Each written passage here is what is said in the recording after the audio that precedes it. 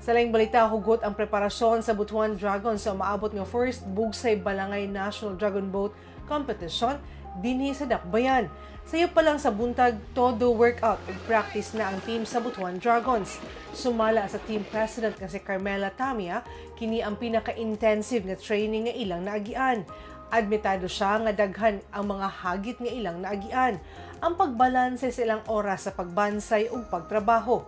Labi pa nga kadaghanan sa ila, nagtrabaho na og ang uban mga estudyante.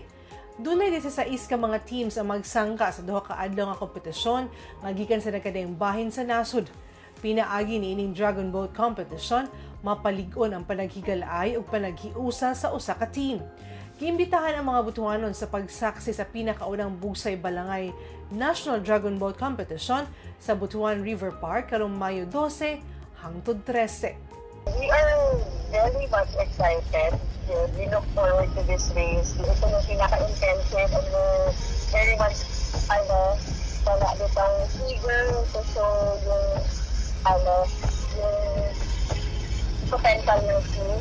Especially na ang audience namin, Butuanon. Maayong Butuan Dragons!